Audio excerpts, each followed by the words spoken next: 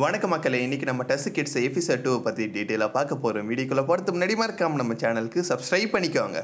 எபிசோடோட ஸ்டார்டிங்கில் இறந்து போன நம்ம ஹீரோவை சாயா திருப்பி கொண்டு வராங்க. அதே மாதிரி தான் அவங்க டீமில் இருக்கிற மற்ற பசங்க எல்லாருமே இறந்து போயிட்டாங்க.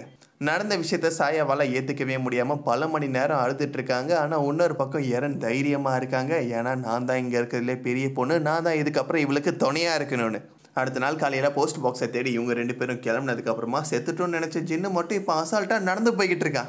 நேற்று நடந்த கேம் படி பசங்க எல்லாருமே இறந்து போயிட்டாங்க. பட் இவன் மட்டும் அந்த விஷயத்துலேருந்து ஏதோ பண்ணி தப்பிச்சே இருக்கான்.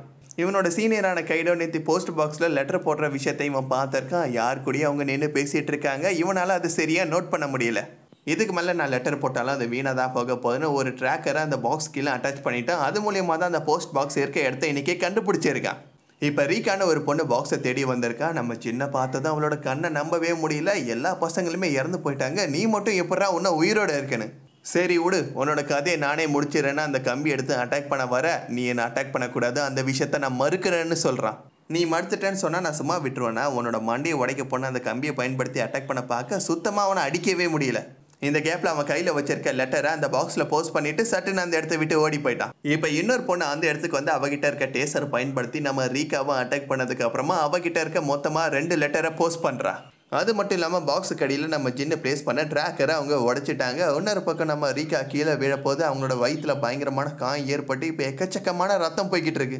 உன்னை பார்க்க எனக்கு பாவமாக இருக்குது. சரி கூட வா, நான் சொல்கிறது கேளு, உன்னோட உயிரை காப்பாற்றணுன்னு கூட்டிகிட்டு போகிறேன். நெக்ஸ்ட் நைட் ஆனதுக்கப்புறமா எரன் ரொம்பவே அழுதுட்டு இருக்காங்க. இன்றைக்கி ஃபுல்லாக என்னால் பாக்ஸை கண்டுபிடிச்சி எதுவுமே பண்ண முடியல, பயமாக இருக்குது, என்னோட அப்பா அம்மா கிட்டே போகணுன்னு. நேற்று ரொம்பவே தைரியமாக இருந்தாங்க. ஆனால் அந்த தைரியம்லாம் இன்றைக்கி காற்றோட காற்றாக கரைஞ்சி போயிடுச்சு. இப்போ நைட் ஆனதுக்கப்புறமா ரிசல்ட்டை பப்ளிஷ் பண்ணுறாங்க. உயிரோடு இருக்கிறீங்களா இறந்துட்டீங்களான்னு அடுத்த செகண்டே பார்த்தா இறந்து போன எல்லாரும் திருப்பி உயிரோடு வந்துட்டாங்க. ஹீரோ திருப்பி பார்த்தது சாயாக்கு ரொம்பவே சந்தோஷம். கட்டி பிடிச்சி அப்படியே பாச மழையை பொழிஞ்சிட்டு இருக்காங்க. அதே மாதிரி இன்னொரு பக்கம் நம்ம சாட்டோ போய் எரனை கட்டி பிடிக்கலான்னு பார்க்க அவனோட மெயின் பாயிண்ட்லேயே ஒரு உதை கொடுத்து அனுப்புகிறாங்க. எப்படி எல்லாரும் உயிரோட வந்தோன்னு தெரியாமல் முடிச்சிட்டு இருக்கா. இன்னொரு பக்கம் கன்று வச்சிட்டு இருக்க சுடோ இந்த பிரச்சனைக்கு காரணமான பொண்ணு லாக் பண்ணிட்டா. அவள் தான் இந்த கொஸ்டினை எழுதி போஸ்ட் பாக்ஸில் போட்டிருக்கா. ஆம்பளைங்கனாலே எனக்கு சுத்தமாக பிடிக்காது, நீங்கள் எல்லாருமே ஒரே மாதிரி மட்டமானவங்க தானே இவன் பேச ஆரம்பிக்க சட்டுன்னு அவளோட கதையை முடிச்சிட்டான். ஸோ அப்போ இந்த பொண்ணு எம்பரர் கிடையாதுனா, ஸோ யாரை இவ்வளோ யூஸ் பண்ணி தான் இந்த கொஸ்டினை கேட்க வச்சுருக்காங்க. நெக்ஸ்ட் டேஸ்டரை பயன்படுத்தின பொண்ணு இன்னும் 2 பேரை மீட் பண்ணுறா. நீ சொன்ன மாதிரி எல்லாரும் திருப்பி உயிரோட வந்துட்டாங்க. ஒரு குட்டி பையன்கிட்ட தான் இந்த பவர் இருக்குது. ஆனால் அவனை பார்த்தா ஒன்றும் அவ்வளோ பெரிய அறிவாளி மாதிரி தெரியல. அதுக்குள்ளே இந்த பவரை அவன் பயன்படுத்திட்டான்னு. ரிஜெக்ஷனுக்கான ப்ரைம் ரைட் அவனுக்கு கிடைச்சிருக்கு. அந்த பவரை பயன்படுத்தி தான் இறந்து போன எல்லாரையும் அவன் திரும்பி கொண்டு வந்திருக்கான். அடுத்து இஷ்கி கிட்ட சாவியை கொடுத்து காரை கொண்டு வர சொல்கிறான். அவங்க காலில் அட்டாக் பண்ண பொண்ணு கூட இப்போ அவங்க கூட தான் இருக்காங்க. ஜின்னை பற்றி உனக்கு தெரியுமான்னு இசோக்கா விசாரிக்க, அந்த மாதிரி நான் யாருமே பார்த்த மாதிரி சுத்தமாக ஞாபகமே இல்லைன்னு சொல்கிறான். எனக்கு என்ன சிரிப்பாக இருக்குன்னா, இப்போ இஷ்கி கூட நம்ம பேச போது இந்த விஷயத்த அவள் ஒரு கேம்னு சொன்னால், ஆனால் எம்பரரை பற்றி அவள் சுத்தமாக புரிஞ்சிக்கவே இல்லை. அடுத்து எல்லாரும் உயிரோட வந்ததுக்கப்புறமா ஃபர்ஸ்ட் நாள் அவங்க பார்த்த கேள்வியே திருப்பி ரிப்பீட் ஆகுது. நீங்கள் எல்லாரும் இந்த ஸ்க்ரீனை பார்க்குறீங்களான்னு. இப்போ ஜென்னுக்கு புரியுது, என்னோட பவரை நான் பயன்படுத்தும் தான் இப்படிப்பட்ட ஒரு சூழ்நிலையை உருவாக்கி என்னை மாட்டி விட்டுருக்காங்கன்னு. அவங்க எதிர்பார்த்த மாதிரியே நானும் இந்த விஷயத்த பண்ணிட்டேன். சொல்ல போனால் கேம் போக போக நான் பொறுமையாக தான் என்னோட இந்த பவரை பயன்படுத்தி இருக்கணும். நெக்ஸ்ட் ஒரு அங்கிள் அந்த இடத்துக்கு வர்றாரு. ஏன்னாப்பா நைட் ஆனதும் நிறைய சின்ன பசங்க ரோட்டில் நிற்கிறீங்கன்னு அவர் செமையாக சத்தம் போட நம்ம ஹீரோ உடனடியாக அந்த ஸ்க்ரீனை பார்க்க சொல்கிறான். அந்த ஸ்க்ரீனை பார்த்து கொஞ்சம் நேரத்துக்கு அப்புறமா அந்த அங்கிள் இறந்து போயிட்டாரு. இப்போ தான் அவங்களுக்கு விஷயமே புரியுது. இந்த ஊரில் இறந்து போனால் எல்லாருமே திரும்பி வந்துட்டாங்க. ஆனால் கேம் ஆக்டிவேட் ஆனதுக்கப்புறம் இருந்தவங்க மட்டும்தான் இப்போ இன்னும் உயிரோடு இருக்காங்கன்னு. நெக்ஸ்ட் இசோகாவை செட் பண்ணி வச்சிருக்க பாம்பை பயன்படுத்தி காருக்குள்ளே இருக்க இஷ்கி அண்ட் ரீக்காவோட கதையை முடிக்கிறான். கேம் ஆரம்பித்ததுக்கப்புறம் இவங்களை நம்ம கூட கூட்டிகிட்டு போனால் அதனால் நம்மளுக்கு தான் ஆபத்து ஏற்படுன்னு இப்போ இவங்கள கழிச்சு கட்டிட்டான். நெக்ஸ்ட் இறந்து போனவங்க எல்லாருமே திருப்பி எப்படி உயிரோட வந்தாங்கன்னு நம்ம ஹீரோ விசாரிக்கிறான். நேற்று கேட்கப்பட்ட கேள்வி டஸ்ஸு கட்ஸு கேமால் நாங்கள் உயிரோடு இருக்கிறோமா இல்லை இறந்துட்டுமான்னு. நிறைய பேர் இறந்து போயிட்டாங்க, அதுதான் பதில். இந்த கேமோட ரூல்ஸை பற்றி நம்மளுக்கு நல்லாவே தெரியும். எந்த ஒரு விஷயம் அதிகமாக இருக்கோ அது தோற்று போனதாக அர்த்தம். இங்கே அதிகமாக இருக்கிறது நிறைய பேர் இறந்து போயிட்டாங்க. ஸோ ஆப்வியஸாக அந்த விஷயம் தோற்று போனனால இறந்து போன எல்லாரையும் திருப்பி உயிரோட கொண்டு வந்திருக்காங்க. இறந்து போனவங்கள திருப்பி உயிரோட கொண்டு வர இவங்ககிட்ட எப்படி சக்தி இருக்குது? சொல்லப்போனால் இவங்க தான் நம்ம எல்லாருமே போட்டு தள்ளாங்க. அந்த விஷயத்தை எப்படி பண்ணாங்கன்னு கூட நம்மளால் ஒன்றும் புரிஞ்சிக்க முடியல.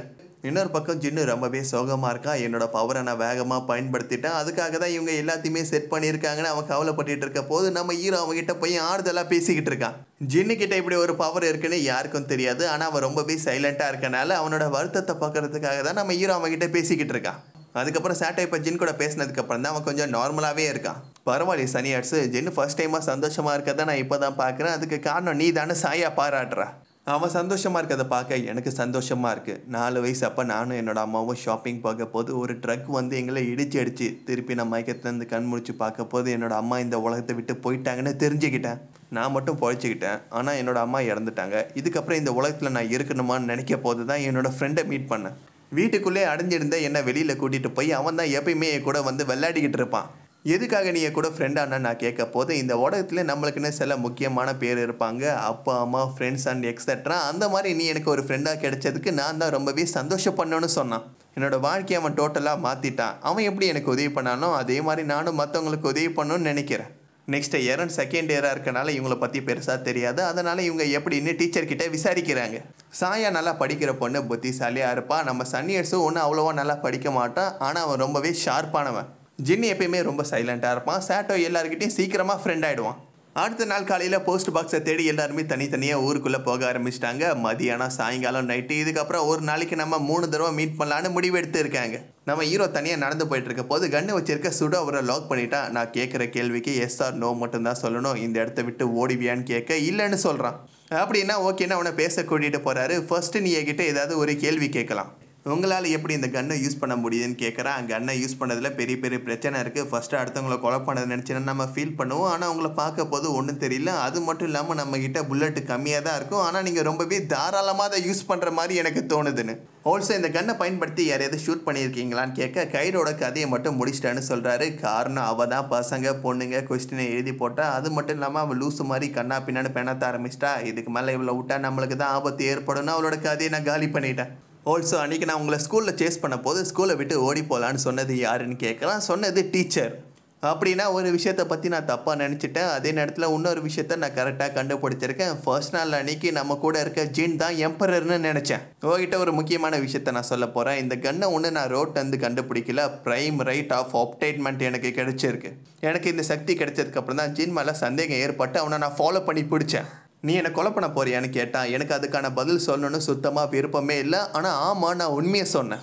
அந்த விஷயத்தை நான் மறுக்கிறேன்னு அவன் சொன்னதுக்கப்புறமா பக்கத்துலேருந்து நான் ஷூட் பண்ண பார்த்தேன். ஆனால் என்னால் அவனை குறி வச்சு சுட முடியல. அப்போ தான் என்கிட்டேருந்து அவன் மிஸ் ஆகிட்டான். ஸோ கண்டிப்பாக ரிஜெக்ஷன்னு அவனுக்கு ஒரு ப்ரைம் ரைட் கிடச்சிருக்கணும். ஆல்சோ நடந்த விஷயத்தை வச்சு பார்க்க போது ரிஜெக்ட் பண்ணுறது தான் அவனோட ப்ரைம் ரைட்டாக இருக்குது. ஆல்சோ அதோட செகண்டரி ரைட்டாக உண்மையை சொல்ல வைக்கிற மாதிரி நடந்திருக்கு. உன்னோட குரூப்பில் புதுசாக யாராவது மெம்பர்ஸ் வந்திருக்காங்களா, இல்லைனா யாராவது மாறி இருக்காங்களான்னு கேட்க அப்படியெல்லாம் ஒன்றும் இல்லைன்னு சொல்கிறாரு. அப்படின்னா கண்டிப்பாக உன்னோட குரூப்பில் ஒரு துரோகி இருக்காங்க. அவங்ககிட்டையும் ஒரு ப்ரைம் ரைட் இருக்குது. ஆல்ரெடி அவங்களால பாதிப்பு ஏற்பட்டிருக்கு. இப்போ சுடோவை பார்த்து திருப்பி எங்களோட குரூப்பில் சேர ஆசைப்படுறீங்களான்னு கேட்குறான். நீங்கள் ஒன்றும் தப்பு பண்ணல. சொல்லப்போனால் அந்த பொண்ணு நம்மளோட உயிர் எடுக்க பார்த்ததுனால தான் நீங்கள் அவளோட உயிரை எடுத்துட்டீங்க. ஸோ நீங்கள் திரும்பி வரதில் எனக்கு எந்த விதமான பிரச்சனையும் இல்லைன்னு. ஆனால் என்னால் திரும்பி வர முடியாதுன்னு அவர் மறுக்கிறாரு. நீ கேட்ட விஷயமே எனக்கு ரொம்ப சந்தோஷமாக இருக்குது. இதுக்கு பதிலாக நீ கேட்குற கேள்விக்கு நான் ஒரு உண்மையை சொல்கிறேன். அப்படின்னா உங்களோட ப்ரைம் ரைட் என்னென்னு விசாரிக்கிறான். என்னோட சக்தி கொஞ்சம் ஆபத்தானது. என் உடம்புல இருக்க ஒரு பார்ட்ஸுக்கு பதிலாக என்னால் வேறு ஒரு ஆப்ஜெக்டை கொண்டு வர முடியும். அப்படி தான் இந்த கன்னை கொண்டு வந்திருக்காரு. இதுக்கு பதிலாக அவரோட மெயின் பாயிண்ட்டை தியாகம் பண்ணிட்டாரு. சொல்லப்போனால் இதுக்கப்புறம் இந்த உலகத்தில் அதெல்லாம் தேவைப்படுன்னு எனக்கு சுத்தமாக தோணவே இல்லைன்னு. ப்ரைம் ரைட்டை பயன்படுத்தி இந்த கன்னை கொண்டு வந்தனால இதோட புல்லட்டு தீரும்னு கவலையே வேணாம். ஃபுல்லாக அன்லிமிட்டடான சப்ளை இருக்கும். நெக்ஸ்ட் இறந்து போனவங்களாம் திருப்பி நீ வந்தாங்கன்னு எப்படி நினைக்கிறேன்னு கேட்குறாரு.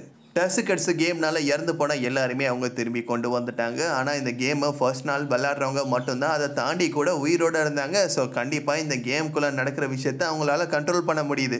ஸோ அதுபடி பார்த்தா ஃபர்ஸ்ட் நாள் பையன் பொண்ணு கொஸ்டினை எழுதி போட்டது கூட இந்த மாதிரி நடக்கும்னு அவங்க ஆல்ரெடி எதிர்பார்த்த மாதிரி தான் இருக்குது. ஆனால் நம்ம எல்லாருமே திருப்பி உயிரோட வந்ததுக்கப்புறமா இந்த ஸ்க்ரீனை நம்ம பார்த்துருக்கோமா இல்லையான்னு கேட்டிருக்காங்க. ஸோ இந்த கேம் ஆரம்பிக்க போது யார் இருந்தாங்களோ அவங்க மட்டும்தான் திருப்பி விளையாடணும்னு நினைக்கிறாங்க. இப்படி நடக்க ஒரு வாய்ப்பு இருக்குது. இல்லைனா இறந்து போனவங்க திரும்பி வந்த விஷயத்த அவங்களால நம்ப முடியாமல் எல்லாரும் இந்த ஸ்க்ரீனை பார்க்குறீங்களான்னு அவங்க செக் பண்ணுறதுக்காக கூட இந்த கேள்வியை கேட்டிருக்கலாம். இறந்து போன எல்லாருமே திருப்பி உயிரோட கொண்டு வந்ததுக்கு அப்புறமா எம்பரர் அந்த விஷயத்தை நினச்சி ரொம்பவே கோவப்பட்டான். அவன் தான் இந்த கொஸ்டினை கேட்டிருக்கணும்னு நான் நினச்சேன். ஆனால் எம்பரருக்கு இப்படி பண்ணணும் எந்த விதமான அவசியம் இல்லை. அவன் நினச்சா எப்போ வேணால் எல்லாரோட கதையை ஒரே நேரத்தில் முடிச்சிடலாம். சிம்பிளாக எம்பரர் நம்மளோட கதையை முடிக்கணும்னு நினச்சிருந்தானா நீங்கள் எல்லாருமே திருப்பி ரீவைவ் ஆனீங்க எஸ்ஸா நோவான்னு கேட்டிருப்பான். அதுக்கான ஆன்சர் எஸ் தான். நம்ம அதிகமாக திருப்பி உயிரோட வந்திருக்கோம். ஸோ அந்த ஆன்சர் கரெக்டாக இருக்கனால திரும்பி வந்த எல்லாருமே நம்ம இறந்து போயிருப்போம். ஆனால் ஃபஸ்ட்டு எம்பரர் சொன்ன ரூல்ஸுக்கும் இப்போ நடக்கிற விஷயத்துக்கும் டோட்டலாக மாறிட்டு இருக்கு. அது மட்டும் இல்லாமல் முக்கியமான விஷயம், அவன் தான் இந்த கொஸ்டினை சூஸ் பண்ணுவான். அவனுக்கு இந்த கொஸ்டின் பிடிக்காம இருந்தால் அவன் டோட்டலாக ரிஜெக்ட் பண்ணிட்டு போயிடலாம். அவனோட பவரை மறைச்சி வைக்கிறது அவனுக்கும் நல்லது. செத்தவங்களை திருப்பி உயிரோட கொண்டு வர பவர் இருக்கிற விஷயத்த டிஸ்பிளே பண்ணணும்னு கண்டிப்பாக யாரும் நினைக்கவே மாட்டாங்க. எப்படி பார்த்தாலும் கடைசியில் இவன் தான் இந்த கொஸ்டினை சூஸ் பண்ணுறான். இவன் சூஸ் பண்ணாமல் விட்டு இருந்தால் நம்மளுக்கு இவ்வளோ பெரிய வேலையே கிடையாது. அந்த கொஸ்டினை சூஸ் பண்ணதுக்கு அப்புறமா செத்தவங்க எல்லாரையும் திருப்பி கொண்டு வரதுக்காக ஒரு கொஸ்டினை கேட்டிருக்காங்க. அதையும் இவன் சூஸ் பண்ணியிருக்கான். ஸோ நடக்கிற விஷயத்தெல்லாம் வச்சு பார்க்க போது இந்த எம்பரருக்கே ஃபஸ்ட்டு கேமை பற்றி சரியாக தெரியல போல.